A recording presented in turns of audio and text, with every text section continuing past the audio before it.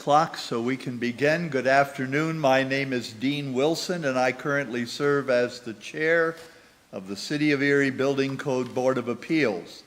Therefore, I call this meeting of the Board of Appeals to order.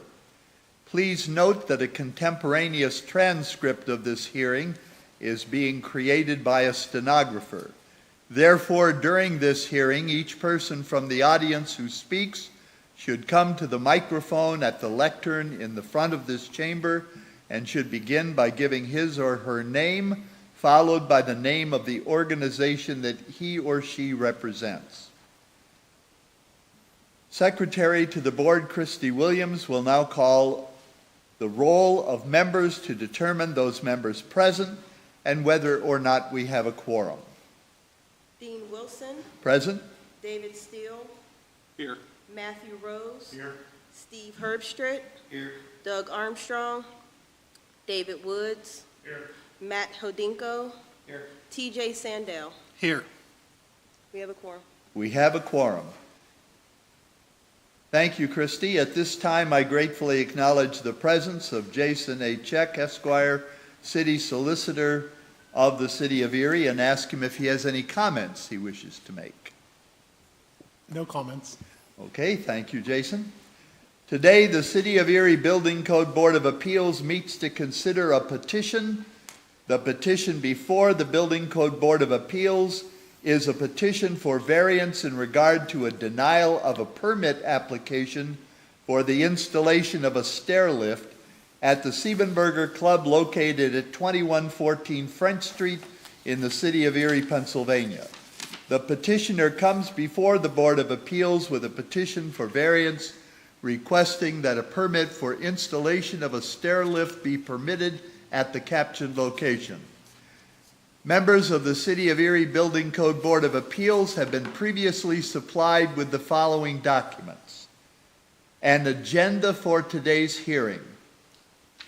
Next, Uniform Construction Code Appeals Board petition and attachments as follows: a letter dated May 19, 2026 to the City of Erie, Pennsylvania from Shannon McClintock, Permit Coordinator of ACON Stairlift of 7001 Lake Eleanor Drive, Orlando, Florida, 32809, outlining the basis for today's petition. In addition, the members of the City of Erie Building Code Board of Appeals have been previously supplied with the following supporting documents, most of which contain a chain of emails and email responses. First, a transmittal email dated December 29, 2025 at 12:44 p.m. to U.S. Permits at Acorn Stairlifts Incorporated from Heather Chambers, Office Manager at Building Inspection Underwriters. Next, attached to the previous email, a schematic diagram from Acorn Stairlift Incorporated of the proposed installation, marked with comments denying the requested permit from the Building Inspection Underwriters. Next, an email dated December 29, 2025 at 1:30 p.m.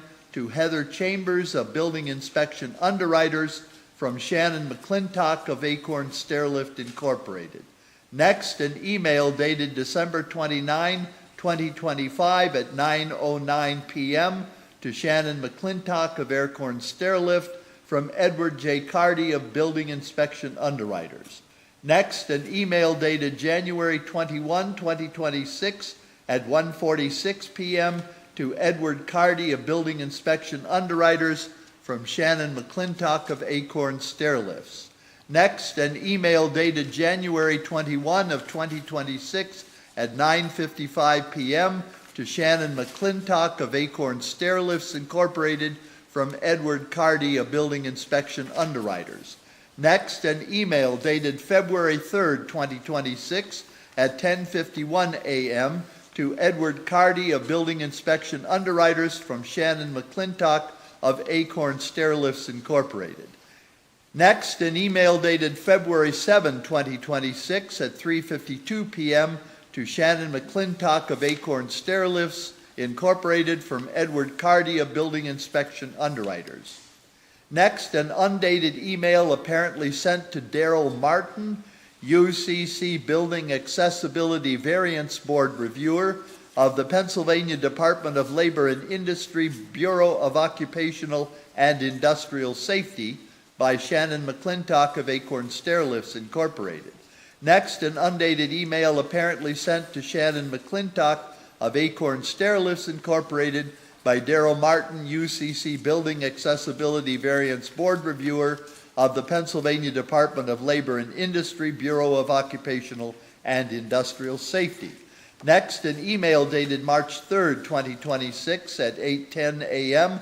apparently sent to Edward Cardy of Building Inspection Underwriters from Shannon McClintock of Acorn Stairlifts.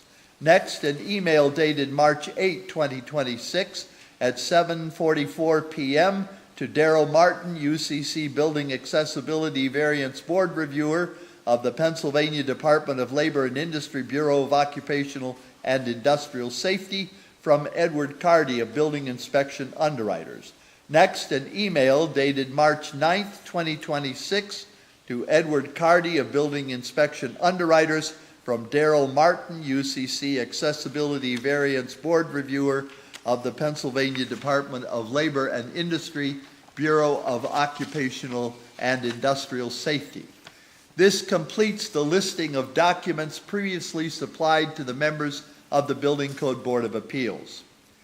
During the presentation as part of this hearing, which follows this introduction, the City of Erie Building Code Board of Appeals will receive presentations or comments from relevant parties following this order of presentation.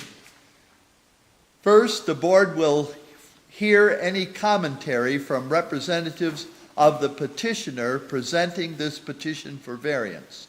Next, the board will hear any commentary from representatives of Building Inspection Underwriters of Pennsylvania, the organization with which the City of Erie has contracted to provide code compliance and plans review services. Next, the board will hear any commentary from representatives of the City of Erie Bureau of Building Standards and Safety. Next, the board will hear any comments from representatives of the City of Erie Fire Department. Next, the board will finally hear any commentary from representatives of the general public attending this hearing. Following these presentations or commentary, the members of the City of Erie Building Code Board of Appeals will then entertain questions directed to any of those who've given presentations or offered commentary. Following these questions and answers, the chair of the Building Code Board of Appeals will then entertain a motion from a member of the board to either grant or deny the petition of variance, followed by the chair entertaining a second to that motion. Next, the Building Code Board of Appeals will then discuss and deliberate on that motion, and finally, the Building Code Board of Appeals will vote on that motion and report the results of that vote. It is important to note that in considering a petition for variance, the City of Erie Building Code Board of Appeals is constrained by the City of Erie Code of Ordinances Part 15, Uniform Construction Code, Title 3, Administration, Article 1503.6, Board of Appeals, Section 1503.62F and 1503.62G, which read as follows. Subpart F, the Board of Appeals shall only consider the following factors when deciding an appeal under Section 501c2 of the Act. First, the true intent of the Act or Uniform Construction Code was incorrectly interpreted. Second, the provision of the Act do not apply. Third, an equivalent form of construction is to be used. Subpart G, the Board of Appeals may consider the following factors when ruling upon a request for extension of time or the request for variance. First, the reasonableness of the Uniform Construction Code's application in a particular case. Next, the extent to which the granting of a variance or an extension of time will pose a violation of the Uniform Construction Code or an unsafe condition. Number 3, the availability of professional or technical personnel needed to come into compliance. Number 4, the availability of materials and equipment needed to come into compliance. Number 5, the efforts being made to come into compliance as quickly as possible. And number 6, compensatory features that will provide an equivalent degree of protection to the Uniform Construction Code. Finally, it is very important that all parties note that any action taken by the City of Erie Building Code Board of Appeals on this petition for variance applies solely and specifically to the details and circumstances presented by this petition for variance. Any action taken by the board cannot be interpreted to apply to any other matter at this property or at any other property in the City of Erie. The action of the board remains exclusive to this petition and this petition only. At this time, the board respectfully invites the representatives of the petitioner to offer any commentary to the board in support of their petition for variance, and I believe the petitioner will appear by teleconference. Good morning, Sean Herbst, Acorn Stairlifts. Can you guys hear me? Yes, go ahead. Are you guys able to hear me? Yes, go ahead. Okay.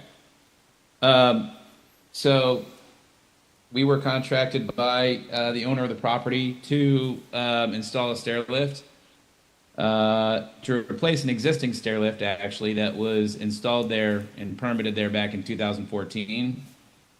So we applied for my permit department, and I have I have 3 members of my permit department on standby there on camera as well. So if we need to get with them as far as any pertinent information, we can call on them as well.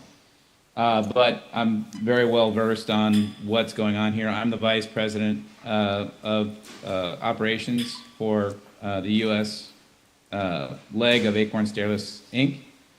And from what I understand, in this particular instance, in replacing that equipment, we applied for the permit to the state. State granted the permit for installation, and then went to local, and that's when we got the denial from BIU.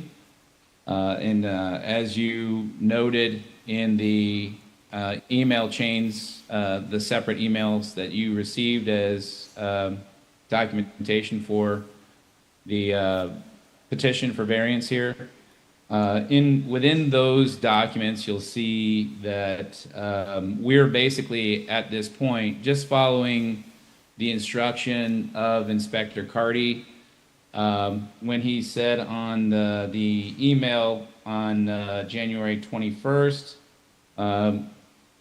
when he responded to Shannon's email, basically letting us know that 2 variance requests would be required.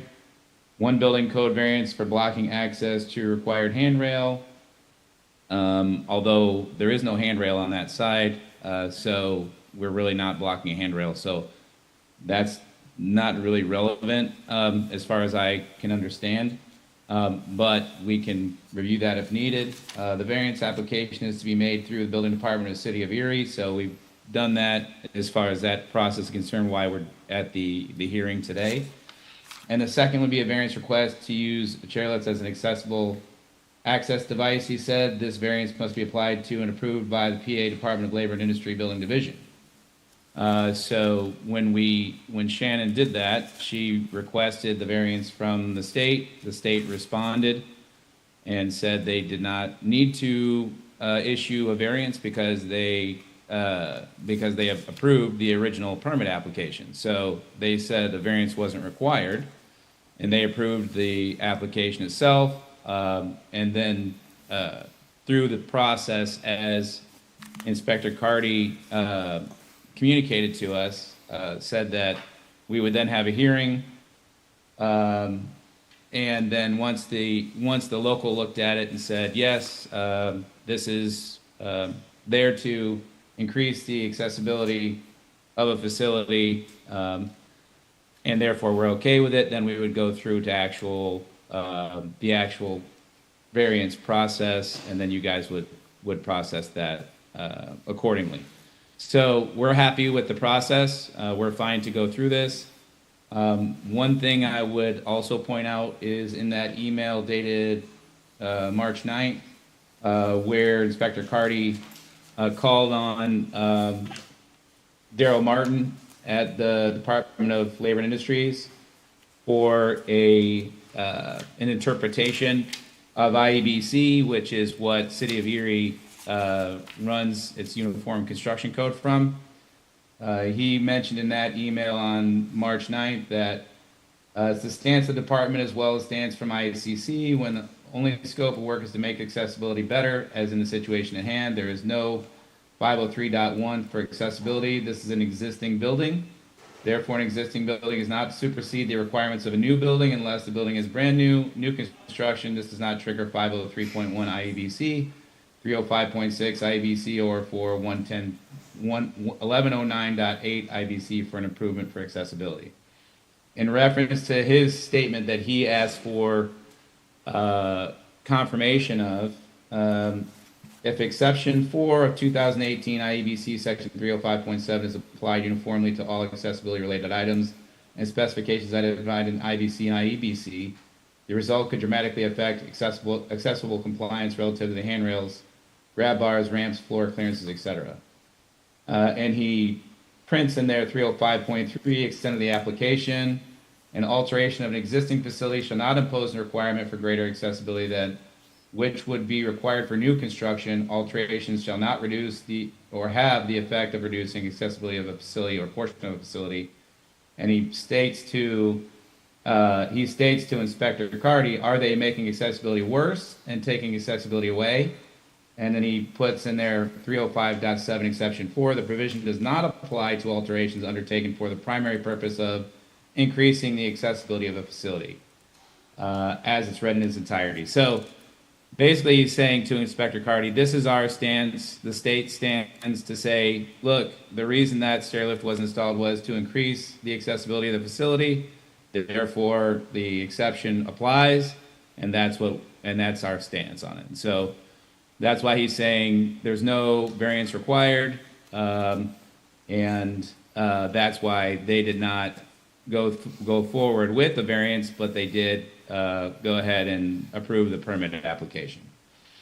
As far as the handrail on that side, also City of Erie adopted in 2018 IEBC, and section 805.9.1 states that existing commercial buildings handrails are required only when egress width exceeds 66 inches. We are actually at 66 inches within the staircase, so therefore having handrails on the one side versus the other seems to be okay in this situation, although like you said, that's really not what we're here for today. So but if it's applicable, we can certainly discuss that as well. But as far as that's concerned, I feel like I've covered everything that we need to cover as far as this install is, any of the information germane to this installation. And from Inspector Carty himself, he basically said, look, if you guys want to get this installed, then go through the variance process. And so that's what we're going through. And as I understand this being part of the variance process today, we are going through the hearing, and you guys can obviously make your own determination on whether or not we're looking to increase accessibility, which we are for the client, in an already installed stairlift situation. Like I said, it was permitted back in 2014. But we did not do the original installation. We were hired to replace the existing equipment. So that is the extent of our appeal. I think I've covered everything. I would ask the city if they would mind if I ask my permit team if I missed anything, and for them to pipe in if there's anything I missed. Please go ahead and do that. Permit team, anything I missed there, or anything else that you think is germane here that you feel we need to address?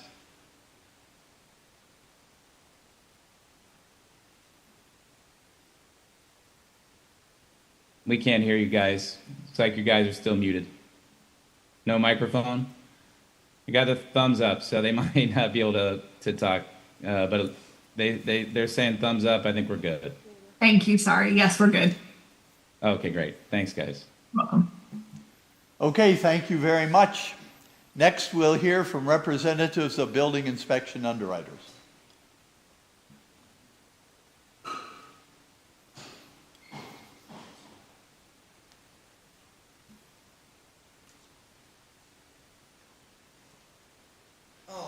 Good afternoon. John Crane, Regional Manager, Building Inspection Underwriters. I'm here. Terry will be up next. I just wanted to clarify some of the situations that the gentleman from Acorn obviously discussed. They seem to be a little confused regarding how the whole process works. Obviously, there was no application to the state. There was nothing approved by the state because obviously BIU, as the authority here, we are the ones that approve everything. And so there was no, we applied to the state for this, the state approved it. We went to the local people and we said, no, this is our decision from the beginning. So that's a situation. I don't know where that came from. Also, as he had indicated, Inspector Cardy, Ed Cardy has been our vice president for 20 plus years. He's obviously one of the most respected people in this area. So as the gentleman from Acorn, being a vice president himself, Ed is obviously a vice president as well as doing inspections. So I just wanted to make that clear. In terms of the accessibility variance under like the IBC Chapter 11, Acorn has not applied to the state for any variances for accessibility whatsoever. The only interaction between Acorn, BIU, and the state was that initial email between Ed Cardy and the state going back and forth regarding that. So I just want to provide that little kind of procedural information to you guys, and then Terry Heath will be up here right now for you guys. Thank you. Thank you.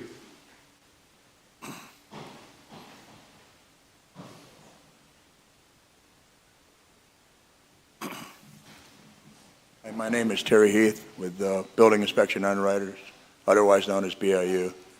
I think the situation is that you cannot do anything to a building that makes the building more hazardous than and I don't have that code section. I apologize for that, but I think this makes that building more hazardous. So if the chairlift is on this side and I go up the stairs and I'm right-handed, I have a handrail on this side. If I come back down the stairs, I have to be on the other side because there's no handrail on that side. What if I don't have use of my left hand?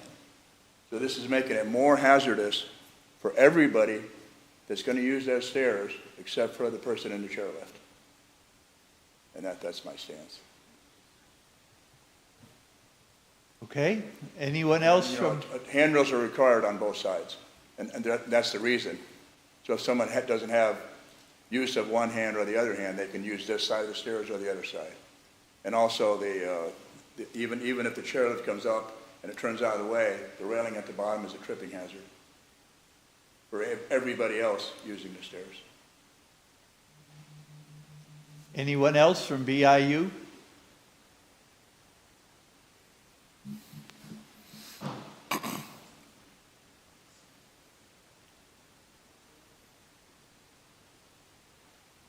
Hi, Heather Chambers, BIU, Building Inspection Underwriters. I just wanted to really put my input in it, and this is not code. I am the office manager at BIU. All I have is my BCO. I don't have any inspection, nothing. But I've been to the Siebenberger Club. I've seen this with my own two eyes. Basically, you walk into the building, and there are staircases to go up both sides. And what you're walking into, whether you take the left or the right, is a ballroom. that can hold, I think it was about 300 people, is the occupant load just for upstairs. Now, if you have a fire and you have 1 or 2 people that need to use that stair lift, they can absolutely get down. But when you have 300 people, you're going to bottleneck if you don't have enough space on those stairs. You're going to have people falling down if you don't have 2 handrails. Now, I understand maybe when it was put in 2014, maybe that handrail wasn't needed. Maybe it wasn't. But the code, we adopt newer codes, we adopt them. We do that for safety and to make them better. So maybe what was good in 2014 isn't necessarily good in 2026, 2025 with the 2018 codes. And that's where I'm at. I've seen it. I worry about people getting out of the building during a fire and the bottlenecking. So thank you for hearing me out. Thank you very much. Do we have anyone else that wishes to speak from BIU? Okay, then I would call on any representative from the City of Erie Bureau of Standards and Safety. Anyone make a comment? No comments? Fine. Anyone here from the City Fire Department? Okay. And that gives us then the opportunity to hear from anyone from the general public that wants to make a comment, or possibly representatives of the owners of the captioned building. Anybody that wishes to make a comment? Okay, we have a gentleman approaching. Yep. Good afternoon. Tom Skrupski. I'm the treasurer at Seidenberg. Just a quick word. We don't really use that stairwell other than parties up there. If this doesn't go through, we'll have to eliminate the chairlift altogether. We can't afford some fancy system or anything. So it's basically we limit access up there, or this goes through. We'll just have to tell our 6,500 members, you're out of luck if you're in a wheelchair. We got so much building maintenance needs done. It could be years, if ever, that we'd be able to put something else in. Just something to consider. I don't know if that's a consideration or not, but. Thank you very much, sir. We appreciate that. What I would like to do is I would like to ask if you have, from Acorn, if you have anything to respond to what's been said. Yes, I do. First of all, BIU mentioned that two handrails were required. That's not true. Like I said, I read the 2018 IEBC that City of Erie adopted. It says that 805.9.1 minimum requirement, every required exit stairway that's part of a means of egress for any work area that has 3 or more risers and is not provided with not fewer than 1 handrail, or in which the existing handrails are judged to be in danger of collapsing, shall be provided with handrails for the full length of the stairway, or not fewer than 1 side. Exit stairways are required egress width of more than 66 inches, shall have handrails on both sides. So you guys do have code on the width itself, and that's a 66, so only 1 handrail is required in this instance. So there is code compliance there. They are only required to have 1 handrail, so the side that the stair lift goes up is, there is no handrail on that side. So as they mentioned, yes, if somebody didn't have use of their left hand coming back down, that would certainly be something that they would need to consider. But as the treasurer there just mentioned, and as BIU also mentioned, there is definitely more than 1 means of egress as well. So the issue is, there's a couple issues that I feel that you guys need to consider, which are, A, this is a previously already permitted installation. So obviously in 2014 they thought it was fine, like the like the person that came up and said, you know, we understand that codes change and everything. You guys did adopt IEBC in 2018, and we're still in compliance with that currently. So to make to render a decision against code wouldn't make sense, in my opinion, currently as well. But if you guys did feel like you do need to change code, obviously I know you have a process for that.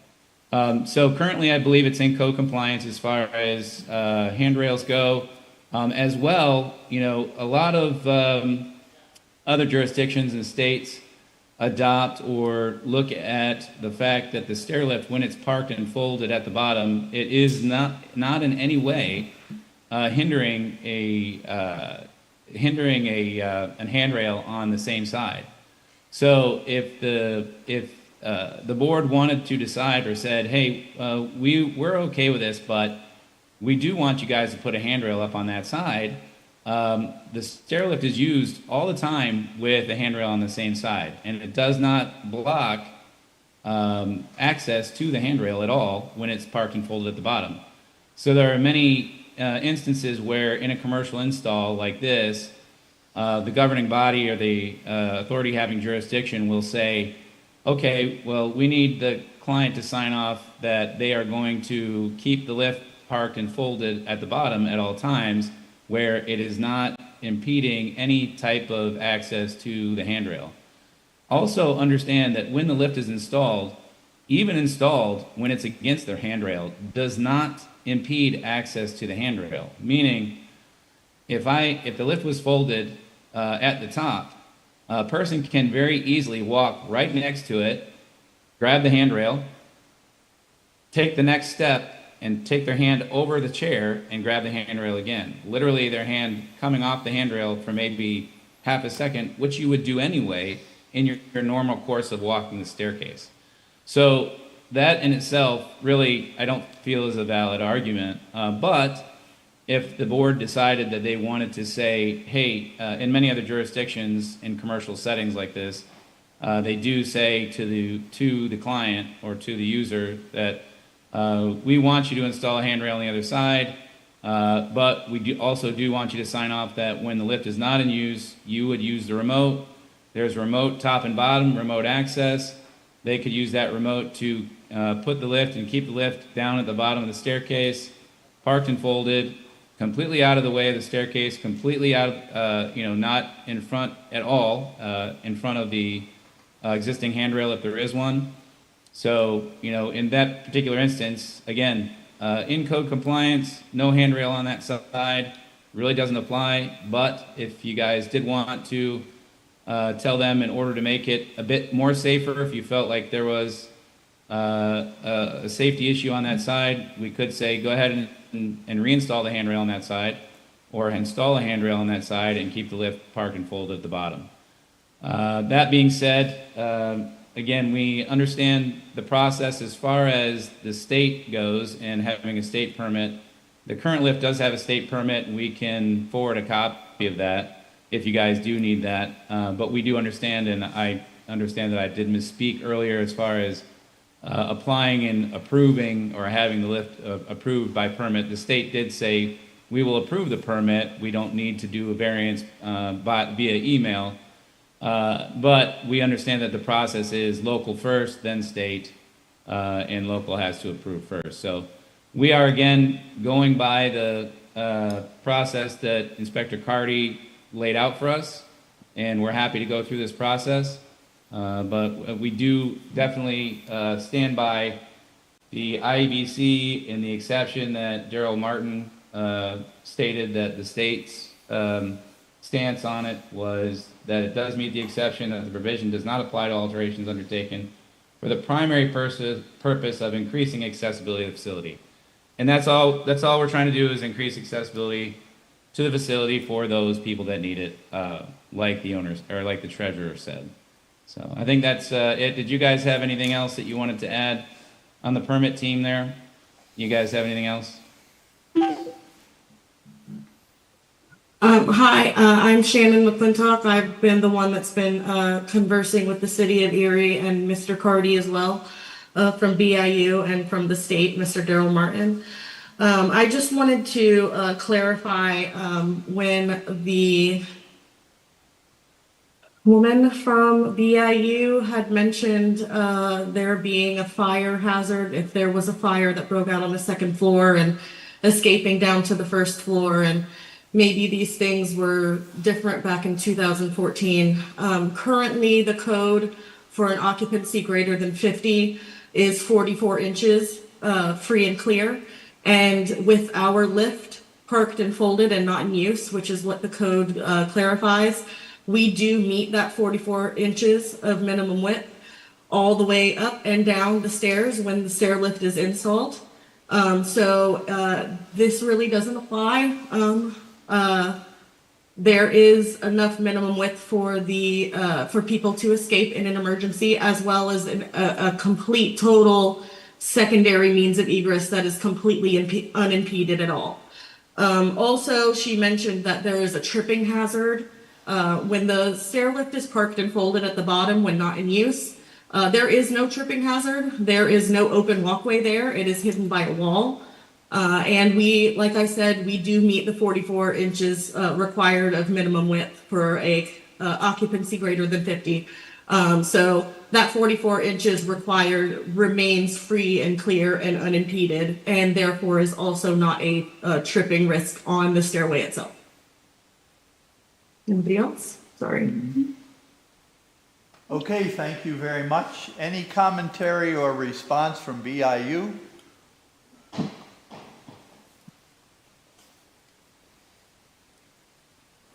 Terry Heath with BIU.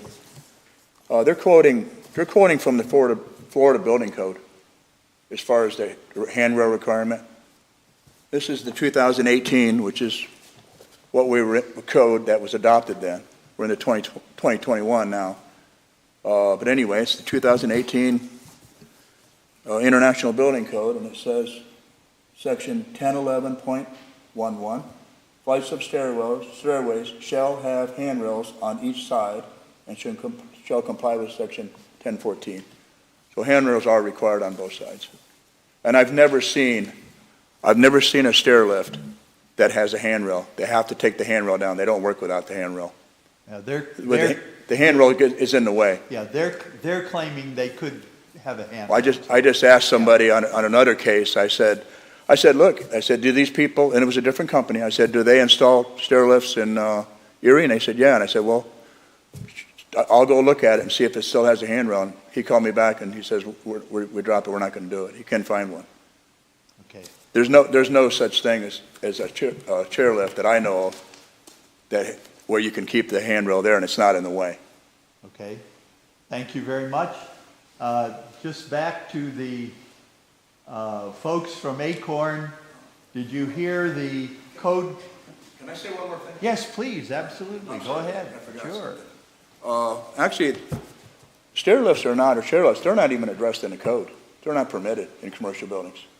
They're not even addressed. What is addressed is elevators and platform lifts. And a platform lift would be a cheaper choice rather than an elevator. Yeah, just to clarify, because that, I want to clarify for my own understanding. As I read this chain of emails, the primary concern that Mr. Cardy expressed was that this was being installed in a commercial building. Right. And basically, the assertion that BIU is making is that the code does not recognize stair lifts in commercial buildings.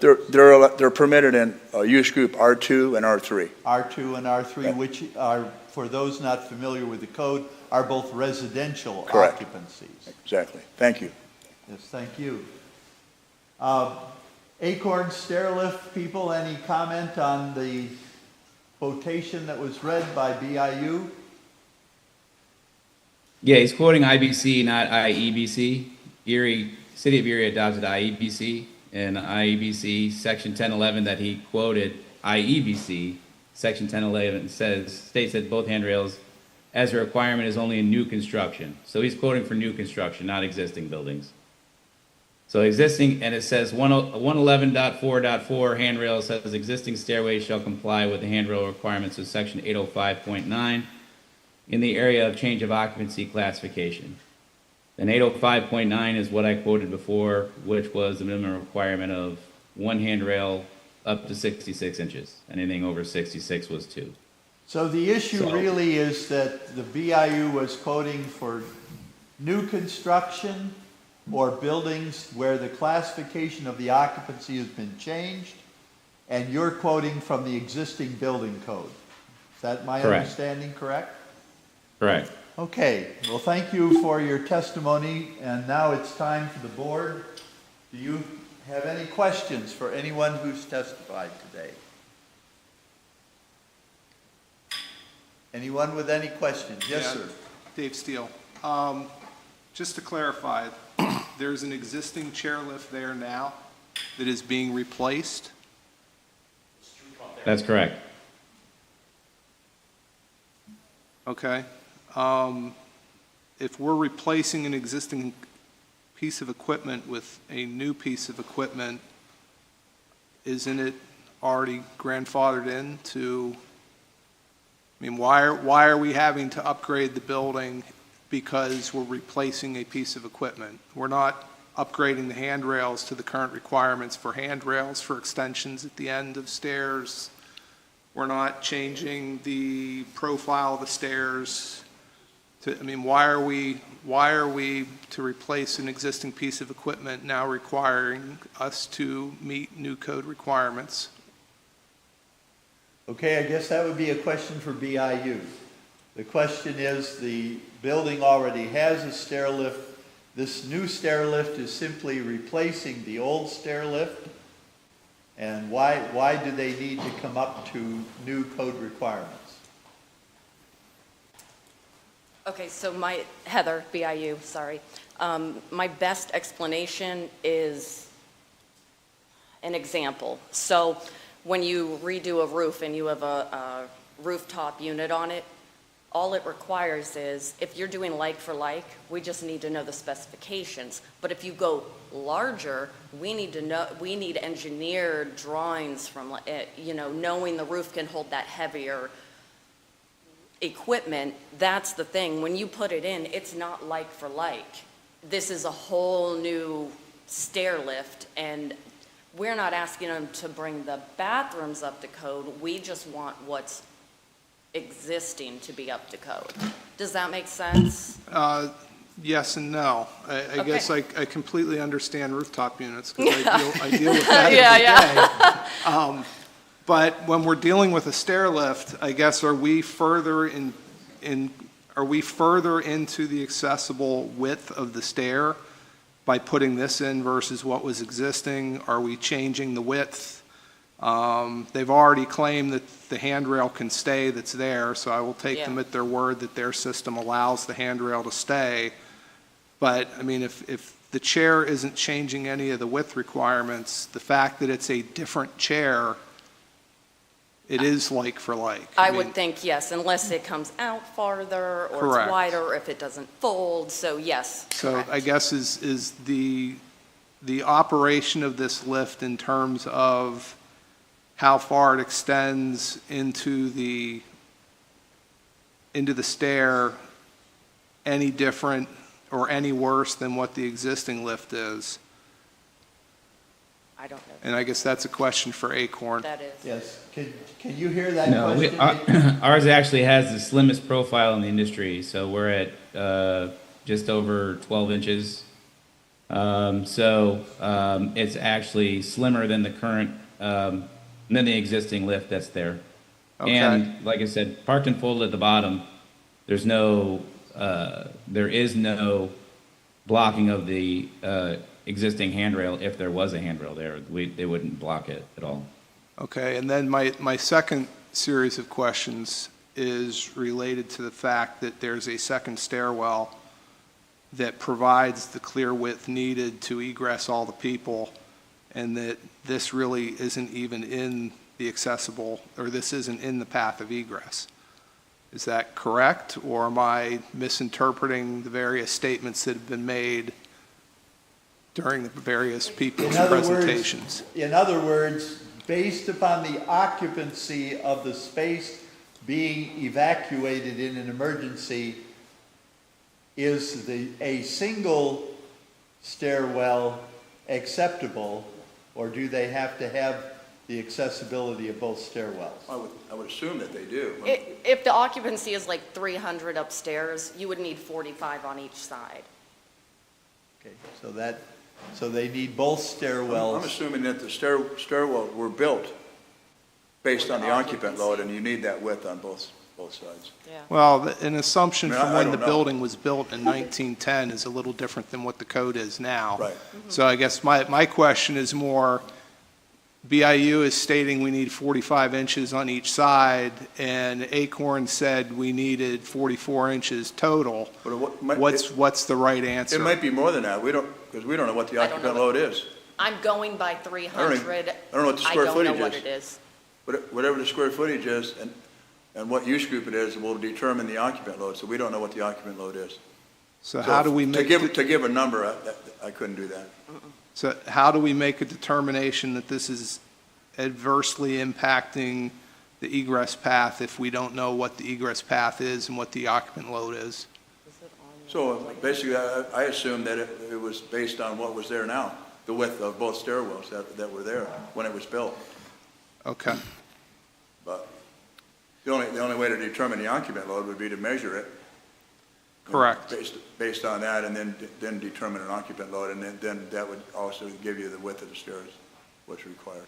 I know 2 exits are required. Absolutely, 2 exits are required, and I don't think there's 44 inches left when that stairlift's in there. I don't think there's 44 inches left. Well, they say there's 47 and a half, so again, I can only go by Yeah. what they say on their Yeah, drawings. so, and I was in that building. There's not a handrail on that side. Where the chairlift is, there's not a handrail there. They said it. I was there. Mr. Okay, Chairman, can I ask please, from the Yeah. city solicitor. Well, either from Acorn or BIU, what is the actual width of the stairs that we're talking about? What's the actual width from the wall to the handrail on the outside? Is it 60 or 66? It's 66. 66. It's 66, yeah. But we can send photos if you guys want photos. It's 66, so when chairs parked and folded, 12 inches, you're talking about 54, still having just under 54 inches of clearance. But again, parked and folded at the bottom, it's not even in the staircase. You're not in the staircase. No, I understand that. So the width of each stairwell is 66 inches. Now, I'm slightly confused because I'm not in the trades. Is there only one only one chairlift being installed, or is there being 2? Just one, Just one. Okay, so on the one stairwell, there's no change. correct. On the other stairwell, there would be a replacement of an existing chairlift? Correct.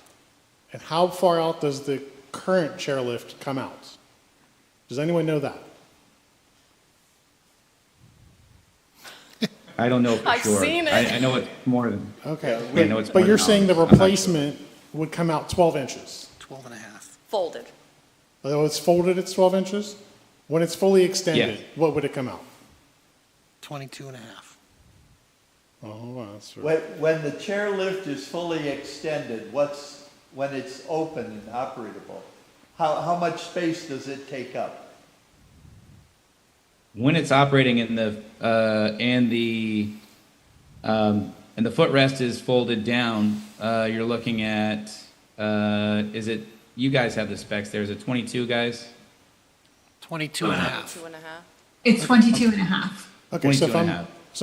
if I use this chair rail, if it gets installed, it'll block 22 and a half inches out of the 66 inches? Yes. When open. That's with no rider. Correct. Okay. So is there more space that gets come out? Is the rider? Well, if it was occupied, that distance would be more, Yeah. Would they? slightly more. Okay. Okay, This so is- really this- there's less than 44 inches is kind of what you're saying when it's being used. When it's Yes. not being used, it would be 54 inches because it would be folded up. Okay. This is Dave Steele again. I guess I still go back to how does it compare to the existing? If the existing condition is being bettered by this this installation, I don't understand how any of the existing building code or IBC requires you to come up better than what the existing condition is. Any other questions from the board? I have a question for Mr. Skorupski. Since 2014, when you had this accessibility added onto your building, from 2014 till today, has that chairlift caused any injury to anyone being installed where it is? Okay, good enough for me. Any other questions from members of the board? Another question for Mr. Skrupski. Is the existing stair lift, why are you replacing it? Can I have you come up to the podium, please? Thank you.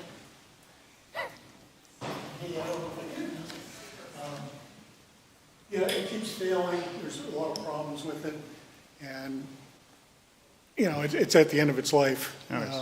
These guys, I think, have been called in to repair it or try to repair it. Parts aren't available anymore. And so, you know, Okay. So the option is to replace it or it's just gonna be there? yeah, or we Gonna be there. eliminate it altogether. And the existing one sits in the stairway, and it's definitely more than 12 inches. It's a whole chair blocking part of the or the stairway. It doesn't fold up. It's still in the stairway itself when not in use, where this is much better, smaller footprint. And as a side, I've been a member there for 45 years, and I've never used that staircase. I didn't even know where it went until today. It's a back way into the ballroom. Are you And opposed I'm to guessing putting a there's other handrail on exits too, go towards the kitchen side. I didn't really look at that very close. So there is other egress where the staff and that comes through, I believe. Do you have any objections to putting a handrail on that side if it can work with the stair lift? No, if we can get people upstairs for their parties, you know, instead of grandma missing the wedding or something, you know. Any other questions from members of the board? Hearing none, the chair will entertain a motion from someone on the board. I motion to approve the variance, assuming that, based on the fact that the existing stair lift does not reduce the clearances any more than the existing condition. Okay, we have a motion before us to approve the variance based on the fact that the new installation does not take any more width than the existing installation. Is there a second to the motion? I have a second to the motion. All in favor of the motion before us, is there any discussion? Like to have a handrail for Dan. Okay, we have a recommendation for an amendment to add the installation of a handrail. Are you willing to accept that in your motion? Provided that it can be done with the installation of with the proposed chairlift, yes. Otherwise, it would be imposing new requirements beyond what EIBC requires for an existing condition. Is that acceptable? Okay, we have noted that the motion has been properly amended, and we have a motion now to permit the variance with the understanding that a handrail will be installed as long as that can be done without interfering with the new installation of the stairway. Does the seconder agree to that change? And it is agreed to. Any further discussion? All in favor of the motion, please signify by raising your right hand. Any opposed? The motion carries.